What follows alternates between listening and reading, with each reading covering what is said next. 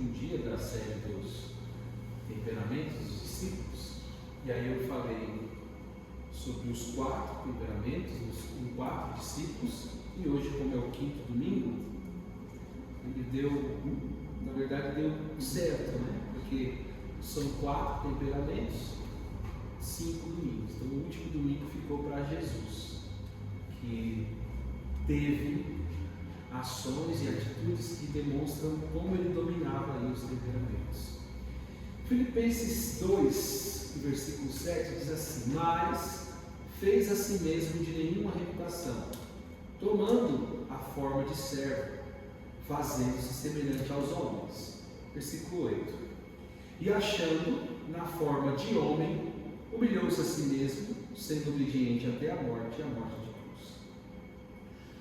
O versículo 8, apenas as primeiras orações aí. E achando na forma de homem, humilhou-se a si mesmo.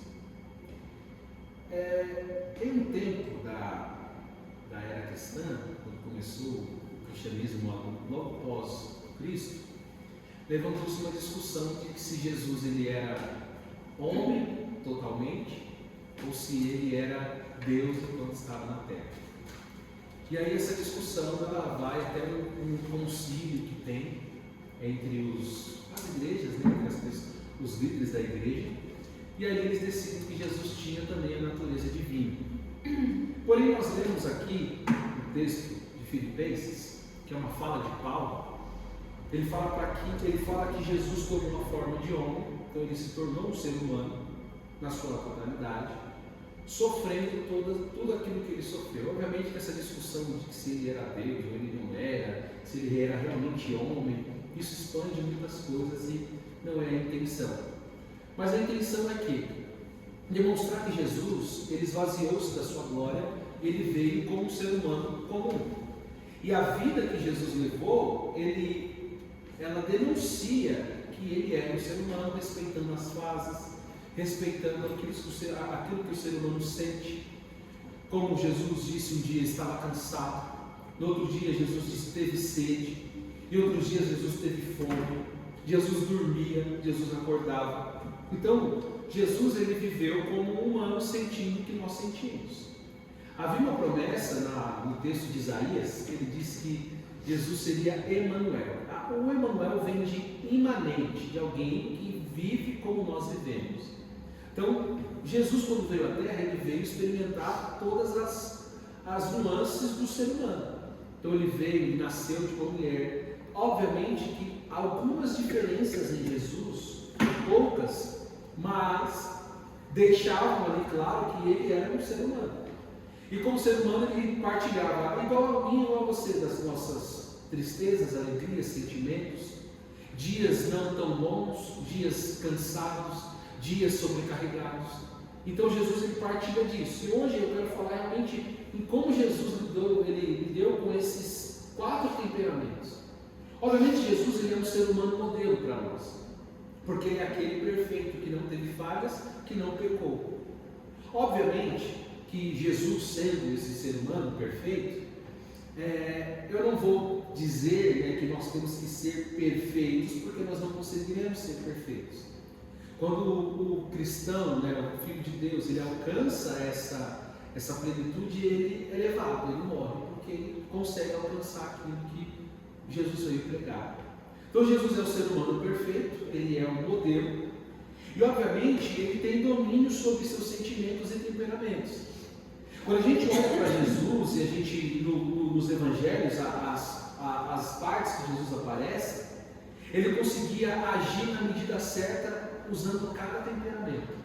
Jesus não passava da medida nos temperamentos, não passava da medida nos comportamentos, na forma que ele falava com as pessoas.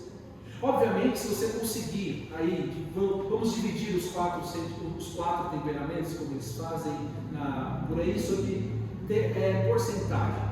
Então você tem 4, para você ser um ser humano que consegue dominar, você tem que ter 25% de cada para conseguir dominar tudo. Obviamente que esse ser humano não existe. Não existe um ser humano que consegue caminhar certinho, usando os temperamentos na hora que tem que usar, da forma que tem que usar, as palavras, tudo certinho. Esse ser humano, ele não existe. Só existiu um, que foi Jesus. E por isso que ele é o perfeito. Tem um livro do Augusto Cury que fala sobre Jesus, o ser humano mais feliz da Terra, que ele trata como Jesus conseguiu confundir a mente desse personagem do livro, que se chama Marco Polo, que é um ateu, buscando provar que Jesus era apenas um homem comum. E aí, como ele começa a estudar pela neurociência os comportamentos de Jesus, ele encontra dificuldades inimagináveis. Porque todos os comportamentos previsíveis do ser humano, ele não encontrava em Jesus. Quando Jesus era traído, ele não respondia com uma traição ou com agressividade. Quando Jesus era humilhado, era deixado de lado, passava por situações, ele foi encontrando ali que, na verdade, Jesus não era o que ele achava. Um ser humano apenas assim, ia passar batido. Então Jesus era quem conseguia dominar sobre esses temperamentos e sobre os seus sentimentos. O primeiro que eu tratei foi sobre o colérico, que era Pedro, que é aquela pessoa impulsiva, que tem um ímpeto, tem uma ação enérgica, que ele tem esse comportamento rápido, ágil. E eu falei também que esse comportamento colérico tem um lugar no reino de Deus. Jesus consegue colocar Pedro no lugar exatamente que vai frutificar para o reino. E Jesus teve uma atitude também no seu ministério colérica, daquela impulsividade, com ímpeto, com força, com falas, com coragem. Obviamente existem ações que só um colérico consegue ter, e ela tem o seu lugar exato. E onde nós encontramos? João capítulo 2, versículo 15, é quando Jesus vai ao templo. E quando Jesus vai ao templo, lá ele encontra algumas pessoas fazendo comércio. O templo daquela época era o centro da religião, obviamente, e aí tinha algumas coisas que vinham por trás dessa ida ao templo. Havia uma ordenança no Antigo Testamento que você deveria levar um animal para fazer um sacrifício, mediante o seu pecado. Então você escolhia o primogênito das suas ovelhas ou outro animal e você levava para fazer o sacrifício. Havia sacrifícios, por exemplo, de alguém que era curado da lepra, que ele tinha que levar 2 pombas para sacrificar. Então existiam vários tipos de sacrifício com vários tipos de animais, e isso consistia em que você trouxesse de casa o seu animal. Só que nesse tempo, o primeiro problema que encontrou é que os sacerdotes, os sumos sacerdotes, eles encontraram uma forma de começar a ganhar dinheiro. Então você não precisava mais trazer o seu animal de casa. Você podia vir, porque no pátio do templo vai ter alguém vendendo um animal para você entregar para o sacrifício. Então começou a anular aquilo que você tinha que trazer de casa o seu animal para o sacrifício. As pessoas iam e começou a se perder o propósito. O segundo grupo que é encontrado no pátio do templo são os chamados cambistas, aqueles homens que faziam câmbio. Por que era necessário câmbio? O Império Romano dominou Israel, dominou o povo de lá. E o Império Romano tinha sua própria moeda, que era a moeda que tinha o rosto de César. Então a moeda do Império Romano tinha lá atrás o rostinho do César. E essa moeda começava a circular. Só que no Israel, eles tinham outra moeda. Porque antes do Império dominar sobre ele, eles já tinham o seu comércio. Eles já faziam negócios. E na moeda lá do povo de Israel, a chamada dracma ou outro nome, eles não tinham o rosto de César. Só que quando o Império domina, começa a circular 2 moedas em Israel. É como hoje você vai para alguns lugares e você circula muito dólar junto com o real, então você faz esse câmbio. O povo aqui tinha que trazer ofertas também de generosidade. Eles tinham que ofertar lá no templo. E o que os sacerdotes passaram a fazer? Aqui no templo a gente não vai aceitar a moeda que tem o rosto de César. Então aqui você não vai ofertar com a moeda do rosto de César. Você vai ofertar com a moeda que a gente aceita no templo, que é a moeda da nossa nação, a moeda que não tem o rosto de César. Mas fora do templo você negociava com a moeda de César. Então é a mesma coisa eu falar para você assim: você recebe em real e você faz as coisas, você compra e vende as coisas aí em real. Só que quando você vem ofertar na igreja, ele falou, na verdade, eu não consigo aceitar esse real, porque o real é uma moeda contaminada, é uma moeda do governo, é uma moeda que eu não aceito na igreja, vai contaminar a igreja, e você vai ter que fazer um câmbio dessa moeda aí para ofertar na moeda que nós aceitamos. E eles iam fazer o câmbio. Obviamente que no mercado financeiro do templo, quem controlava a subida e a descida da moeda eram os sacerdotes. E acho que chegou a ter a proporção de 10 para 1. Então você entregava uma moeda de César, você entregava 10 moedas de César para comprar uma moeda que o templo aceitava. E aí se tornou um grande comércio na porta do templo. Você chegava para ofertar, tinha que fazer o câmbio da moeda. Você chegava para sacrificar, tinha que comprar um animal. E aquilo virou um comércio na porta do templo e tinham muitos cambistas ali naquela troca, você tentando negociar. Não, 10 está muito caro, baixa para 9, eu preciso levar minha oferta de generosidade. Eu preciso entregar, não, 9 não dá, 9,5, não, 9,75, não, 9,88 eu consigo. E aí ficava aquela negociação na porta do templo e perdeu-se o propósito do sacrifício e o propósito da generosidade. E Jesus, lá no Evangelho de João, no capítulo 2, versículo 15, ele vai chegar no templo. E quando ele chega no templo, ele chega e vê tudo aquilo que está acontecendo. Que a real motivação das pessoas tinha sido perdida. E Jesus vai confeccionar para ele um chicote chamado azorrague.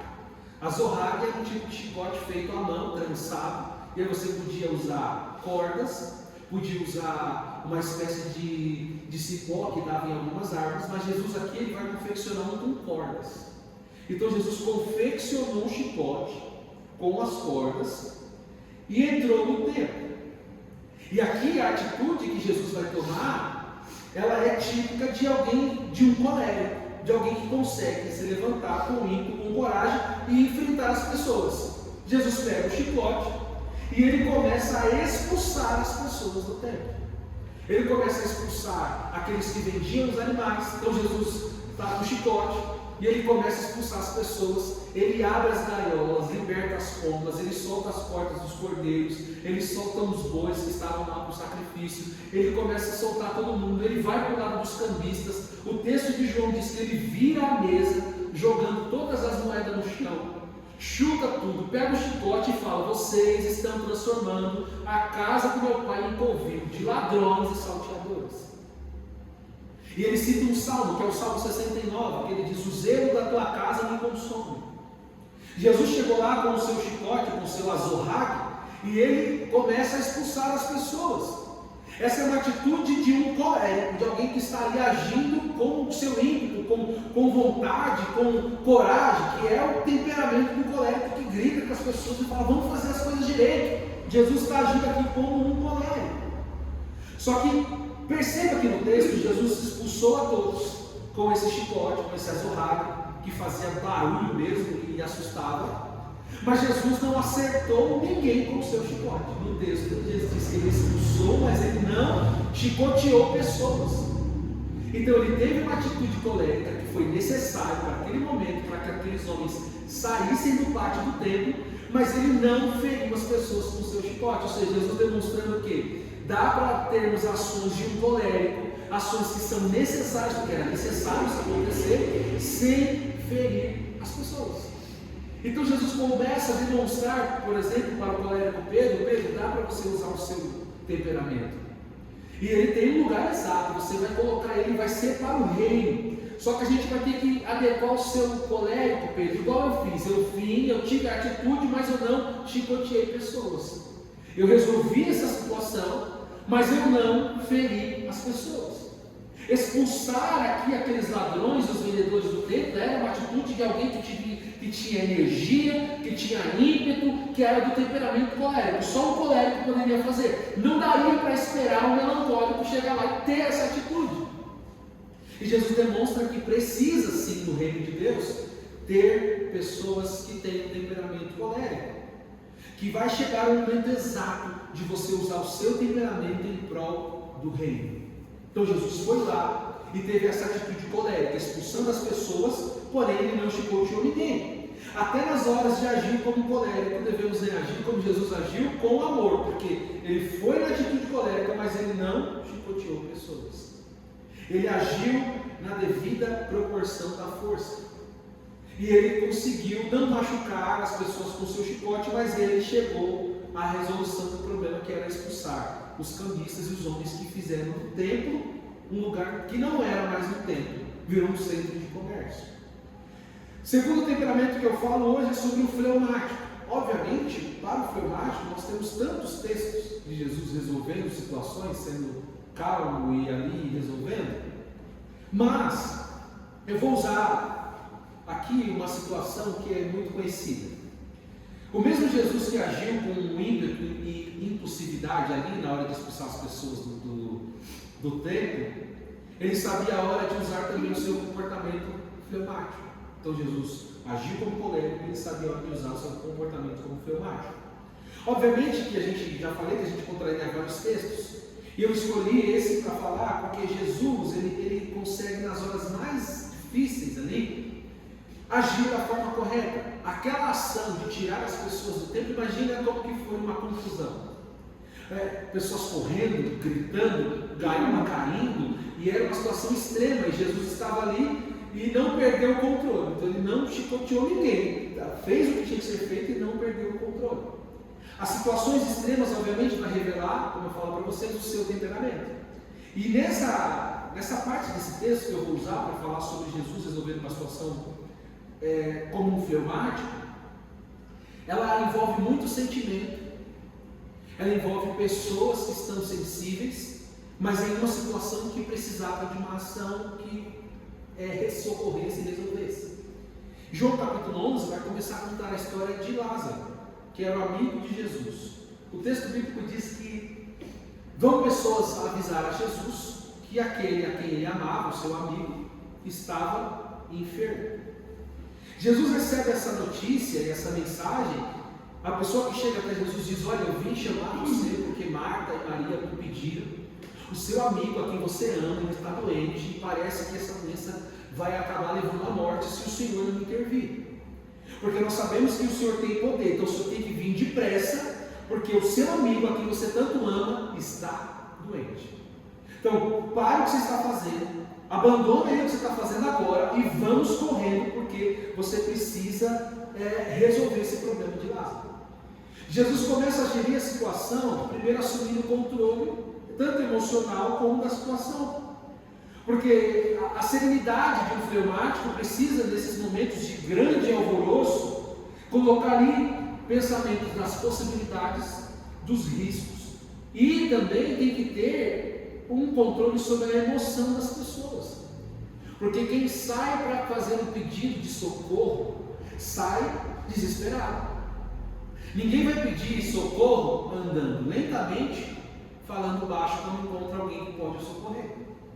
Ou vai lá avisar que o fulano está doente, precisa de intervenção. Você não sai lentamente dizendo: vou lá pedir socorro, eu estou chegando, vai ficar tranquilo. Você vai querendo que aconteça alguma coisa.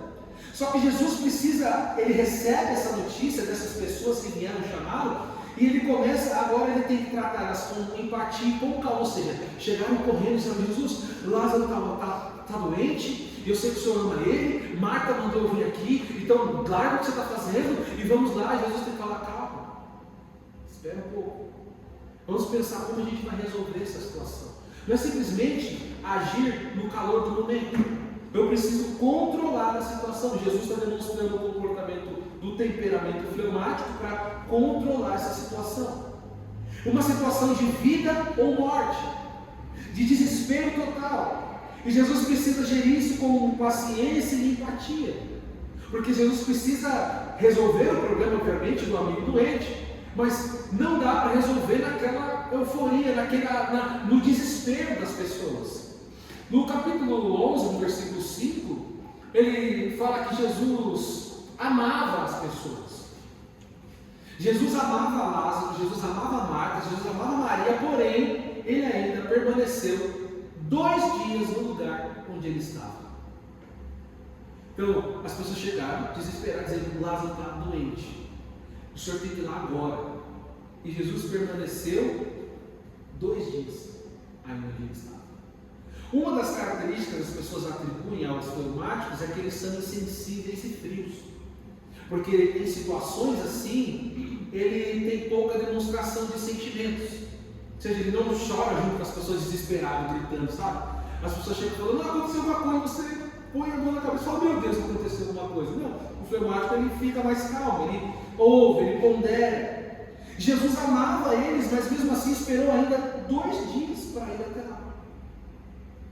Jesus naquela situação ali, que as pessoas estão dizendo, Lázaro está enfermo, parece que ele não vai resistir, Jesus tem a calma de olhar para os seus discípulos e dizer, ó, Lázaro está doente, mas a doença dele é para a glória de Deus, é para a glória do meu Pai.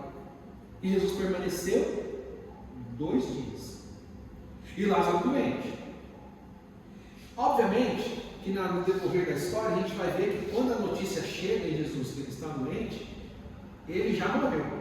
Então, quando o mensageiro saiu, ele ainda estava doente. Quando o mensageiro chega em Jesus, Lázaro já tinha morrido na casa, porque tem uma distância a percorrer. Jesus fala para os discípulos que Lázaro estava dormindo. Os discípulos falam, então se ele está dormindo, está tranquilo. Mas Jesus reitera dizendo, na verdade, Lázaro morreu. E eu vou lá ter com ele. E por que Jesus não podia tomar uma atitude desesperada e correr junto com aquelas pessoas que vieram sendo mensageiros?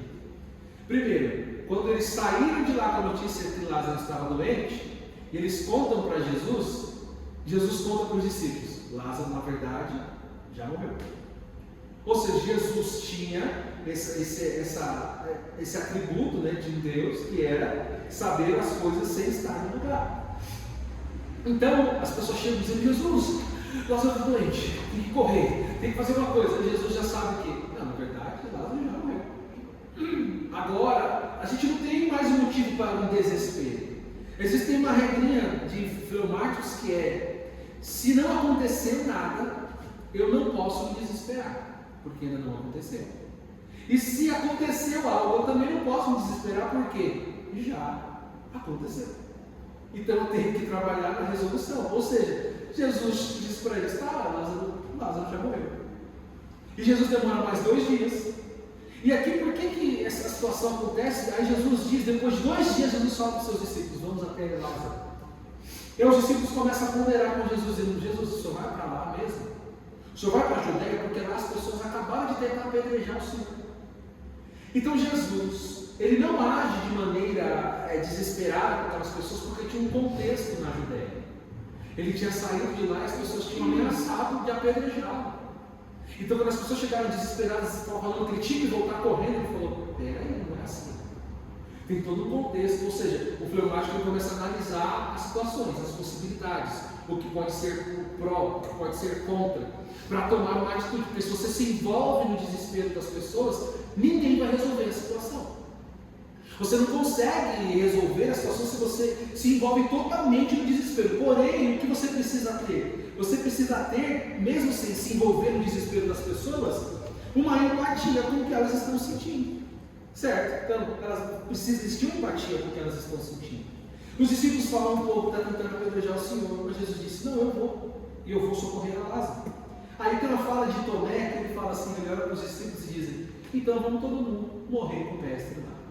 Ou seja, Jesus falou, eu vou, mas Jesus, vamos apedrejar o Senhor. Jesus falou, eu vou. Aí Tomé vira para o discípulo e fala, então, agora a gente vai viver junto com ele. E Jesus vai. Quando Jesus está chegando lá, ele encontra Marta, que é aquela grande fala conhecida que é, se o Senhor estivesse aqui, meu irmão ainda estava vivo. Quando Jesus encontra Marta, a tristeza, a decepção que ela está sentindo, porque eu mandei chamar o Senhor, e eu sei que o Senhor tem poder, porque eu só vou pedir ajuda para a pessoa que eu sei que pode resolver o problema. Quando Jesus chega, depois de 4 dias, porque chegou a notícia, Jesus passou mais 2 dias lá, e eram 2 dias para chegar na cidade. Então, quando a notícia chegou, no primeiro dia, Lázaro já morreu. Jesus demorou mais 2 dias, ele chega no 4º dia. O desespero e a decepção de Marta a gente chamou o Senhor não atendeu a gente. Você poderia ter feito alguma coisa e você não fez, você foi frio, insensível. A fala de Marta é dizendo, se o Senhor estivesse aqui, ele não tinha morrido. Ou seja, se o Senhor tivesse vindo na hora que eu te mandei, na hora que eu pedi para chamar, meu irmão ainda estava vivo. Ou seja, você agiu com muita calma, você ponderou muito Jesus, você não precisava ter pensado em tantas coisas, você tinha que já vir mesmo no desespero, porque para resolver o nosso problema. Mas Jesus olha para Marta e ele vai responder Marta não com palavras duras. Obviamente isso aconteceria com o colérico anterior, foi afrontado, responde da mesma maneira. Jesus olha para Marta e diz: seu irmão vai ressuscitar. Tá, Jesus, eu sei que no grande dia, lá no final, quando todos os mortos ressurgirem, ele vai ressurgir. Jesus fala: não, Marta, eu estou falando agora. Ele vai ressuscitar. E aí ela não consegue entender. Jesus fala para ela: Marta, o seu irmão vai ressuscitar, porque eu sou a ressurreição e a vida. E ela não entende, porque ela está desesperada, triste, o irmão morreu, a esperança acabou. Ou seja, no primeiro dia, ela mandou o mensageiro e falou: não, ele vem. Certeza que Jesus vem. Ele ama Lázaro. Aí Lázaro vai piorando, morre. Aí fala: não, mas ele ainda vai vir. Então, a gente já viu Jesus parar velório e levantar um menino que estava indo para ser enterrado. Então, segura ele que vai acontecer.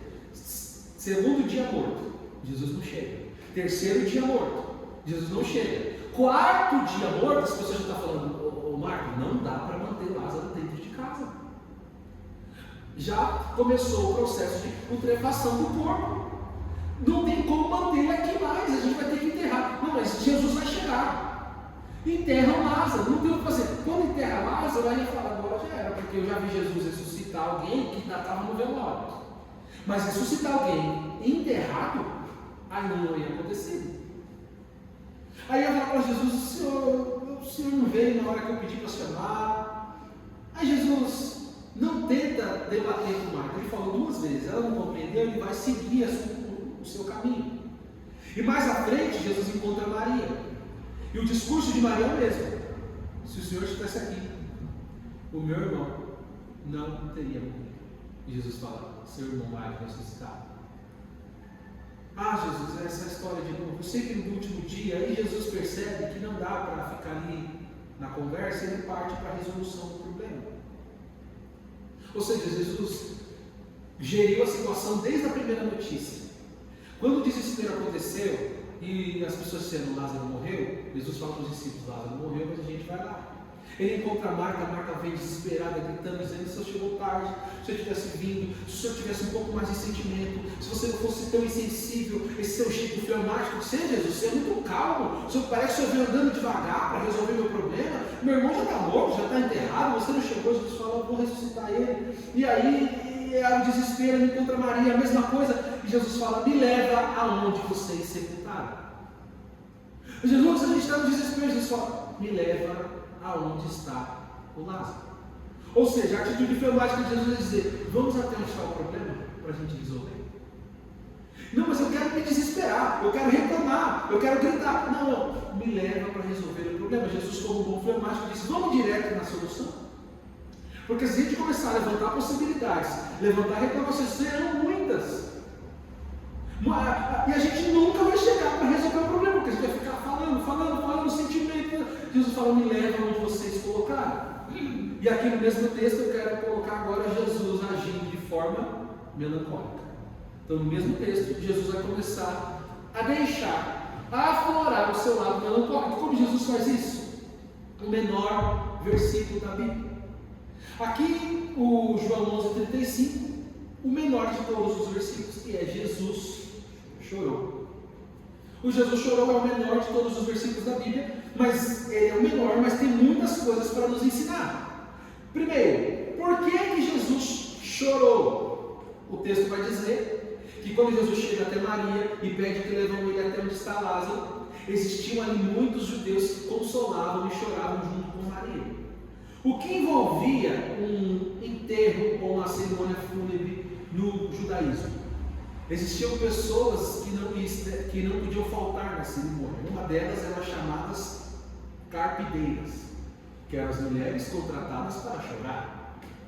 Então elas estavam lá só para chorar. As pessoas que tentavam consolar Maria e Marta estavam também comovidos com toda aquela situação.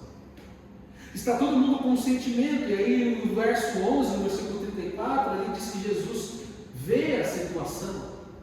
Ele olha Maria, ele olha Marta, as pessoas, os amigos, todos chorando, e Jesus ele sente compaixão e ele chora junto, como um melancólico faz.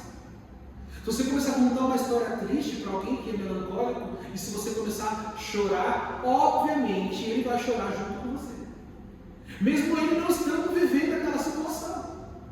Precisa acontecer em situações aqui, você deixar que o seu lado melancólico aflore, porque ele tem lugar para isso. E uma das coisas que eu penso toda vez que eu leio esse texto é: por que Jesus chora se ele sabia que depois de alguns minutos ele ia ressuscitar Lázaro? Porque Jesus sabia que ele ia ressuscitar Lázaro. Ele foi lá para ressuscitar Lázaro. Então não há motivos para você chorar se você já sabe o que você vai fazer. Então Jesus chega para ressuscitar. Qual é o motivo do choro e da lágrima do desespero? O motivo do choro, da lágrima e do desespero é que Lázaro está morto. Mas Jesus está indo sabendo que esse motivo vai acabar, porque ele vai ressuscitar Lázaro. Mas ele chega e ele chora. Ele chora junto com Marta, junto com Maria, junto com as pessoas. E as pessoas olham e falam: olha como ele amava. Ele está chorando junto. Ou seja, Jesus sabe a hora exata de colocar os seus 25% melancólicos para aflorar. As pessoas olhavam para Jesus e o texto diz que alguns diziam antes disso, se ele amava mesmo, ele deveria ter vindo mais cedo. Marta e Maria disse exatamente isso. Parece que esse amor que o Senhor sentia por nós não é tão grande, porque o Senhor demorou tanto, meu irmão até morreu. E quando Jesus chora, as pessoas olham e falam: ele realmente se importava com Lázaro. Ou seja, Jesus consegue colocar aqui no meio dessa situação.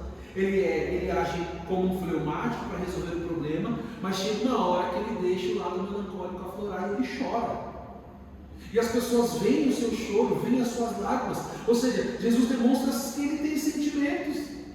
Jesus demonstra que existem momentos que o melancólico tem lugar para o melancólico, para você chorar. Tem hora que você precisa chorar. Tem hora que você precisa colocar para fora as lágrimas. Eu sei que você pode ser que você pode ser fleumático, tem o controle, mas chega uma situação, uma hora, que você precisa partilhar com as pessoas que você ama lágrimas também. Você não é um robô, você não é insensível. Chega uma hora que você vai chorar junto com as pessoas. Jesus chegou e disse: Jesus chorou junto com eles, mesmo sabendo que daqui 2 minutos ele ia ressuscitar Lázaro. Então existem momentos que você está pensando na solução do problema. Bateu o carro, aí a pessoa está desesperada, dizendo: eu bati o carro, acabou com o carro. E você está falando assim: não, mas tem seguro. Vai resolver. Dá para resolver. Mas naquela hora ali, se você for tentar argumentar como bom fleumático, a pessoa vai falar: como você não está vendo o nosso lado? Então, tem horas que você tem que apenas chorar.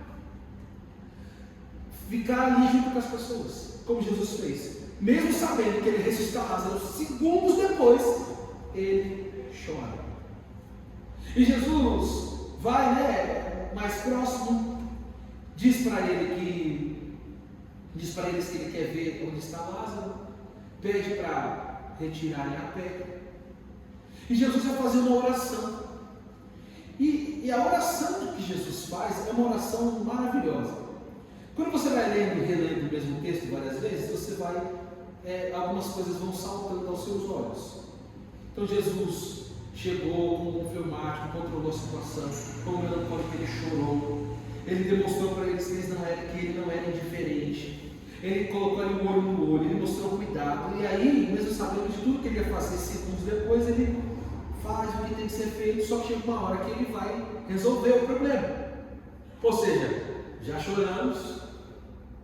Agora, vem Jesus no mesmo texto para apresentar Jesus sanguíneo, que é o último temperamento. Então Jesus chorou com eles, estando na porta do túmulo, enxugou suas lágrimas, e aí vem a atitude do sanguíneo, dizendo: gente, agora vamos resolver? Tira a pedra. Ou seja, a gente já chorou, a gente, beleza, mas agora a gente precisa resolver, não é? Então, tira a pedra aí. Aí removem a pedra, ou seja, ele está ali como um bom melancólico, chorando, mas chega a hora do sanguíneo voltar, e Jesus mais uma vez consegue colocar os seus 25% sanguíneo na hora exata, dizendo: agora, vamos resolver? Tira aí a pedra. E Jesus faz uma oração. Uma das características do sanguíneo é ser extrovertido e entusiasmado. Quando Jesus manda tirar a pedra, Marta diz assim: mestre, a gente só enterrou ele porque já estava cheirando mal. Se o senhor tirar essa pedra, ninguém vai aguentar ficar aqui. Porque quando a gente enterrou, já estava, a situação não estava legal. Já se passaram 4 dias de Lázaro aí. Imagina como não está o cheiro. Jesus olha para ela e diz: eu vou ressuscitar o seu irmão. Eu sou a ressurreição e a vida. Eu vou resolver o problema. O entusiasmo aqui do sangue dizendo: eu vou resolver essa situação, cara. Pode tirar a pedra. Jesus manda que tire a pedra. Quando eles tirem a pedra, Jesus vai dar uma ordem.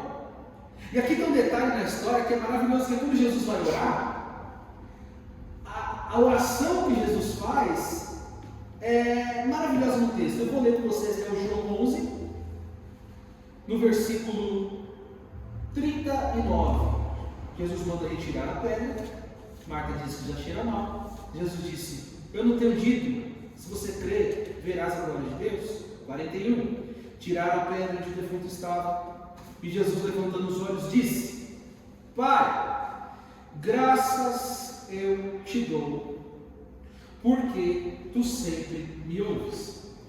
Essa primeira fala de Jesus, lendo e entendendo o texto, Jesus está falando em voz alta. Então Jesus olhou para o céu e disse: Pai, eu te agradeço porque o Senhor sempre me ouve.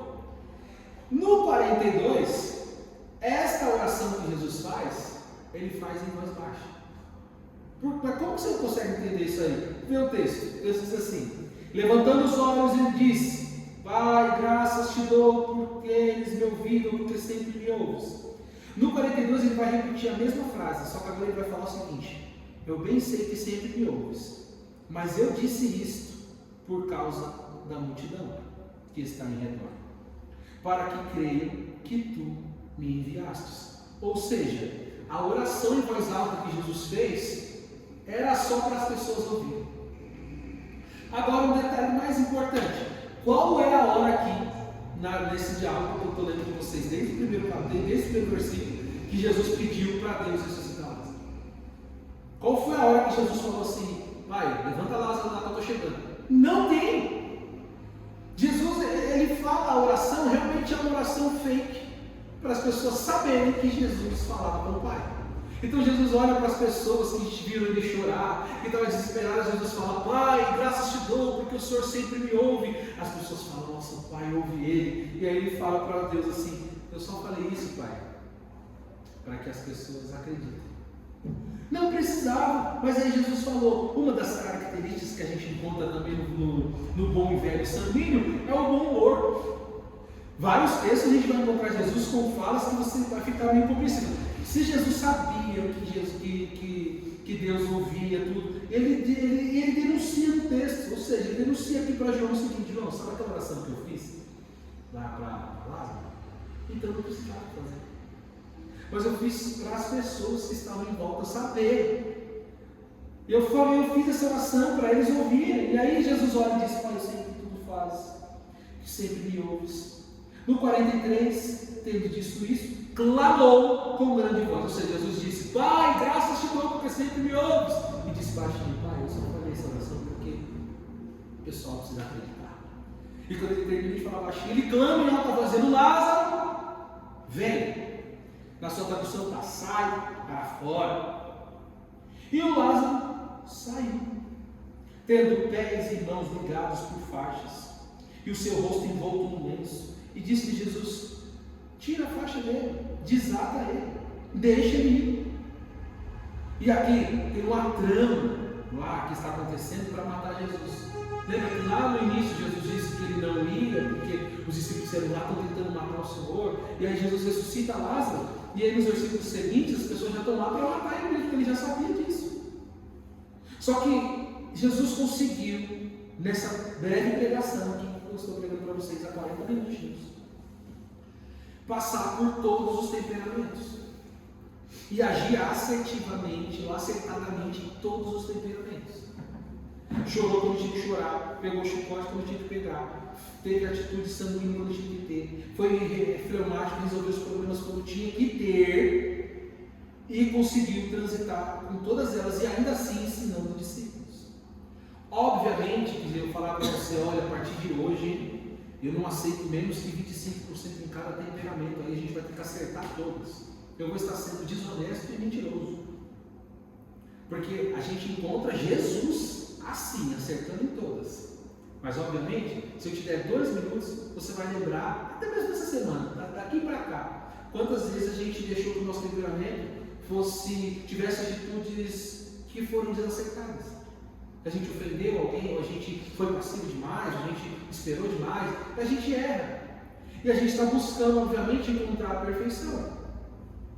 Encontrar aquilo que Jesus nos disse, aquilo que Ele deixou para que a gente pudesse fazer.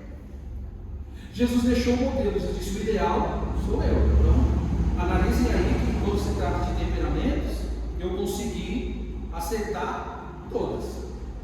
Eu acertei. Só que vocês não vão acertar em todas, obviamente. Mas eu deixei um exemplo. Jesus, sendo homem, conseguiu transitar em todos os temperamentos.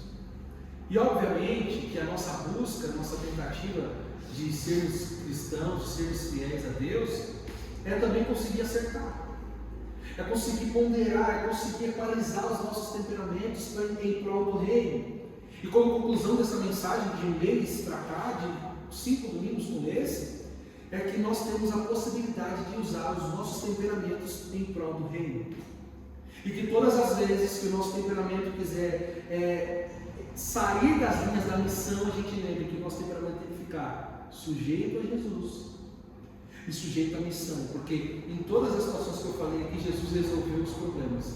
Quando ele agiu como fleumático, como ele agiu como colérico, quando ele agiu como melancólico, quando ele agiu como sanguíneo, ele resolveu o problema das pessoas. Então, Jesus deixou que não há desculpas, ele consegue, e nós também conseguiremos, com um pouco mais de dificuldade, obviamente. E para isso ele disse aos seus discípulos, que chegou o dia de Jesus ir embora mesmo, e os seus discípulos disseram: mas como que a gente vai começar? Como que a gente vai continuar agora sendo o Senhor? Como que a gente vai acertar os nossos temperamentos? Como que a gente vai fazer isso? Jesus disse: eu vou deixar com vocês um outro Consolador, que vai estar com vocês até a consumação dos séculos. E ele vai te ajudar a lembrar de tudo quanto eu disse a vocês. Ou seja, o Espírito Santo é para mim e para você o nosso grande ajudador. Aquele que nos ajuda a frear quando a gente está impetuoso demais. É aquilo que quando a gente pensa nas frases para falar, o Espírito Santo diz: não, isso aí você não fala, não, você guarda. Não vamos ferir pessoas, não, vamos segurar.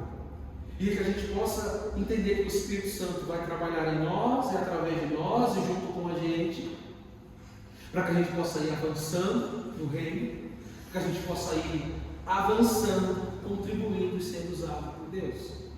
E eu queria cantar mais uma vez o hino Usa-me, porque essa letra fala muito exatamente sobre isso, sobre você cantar ali que nunca houve noite, que pudesse impedir o nascer do sol e a esperança, como eles estavam aqui em desespero da morte de Lázaro. E no final ele diz: usa-me porque eu sou a tua imagem. Então usa-me porque eu sou a sua imagem, Senhor. Eu sou a sua imagem e semelhança. Então se o Senhor consegue, eu sendo sua imagem, a sua semelhança, eu creio que eu também vou conseguir. Eu creio que eu também vou conseguir controlar os meus ímpetos, vou controlar os meus temperamentos. Eu creio que a gente vai conseguir. Se o Senhor vai nos ajudar, nós sendo a sua imagem, a sua semelhança, nós conseguiremos. Nós conseguiremos. Nós vamos louvar esse Senhor mais uma vez para terminar. Amém?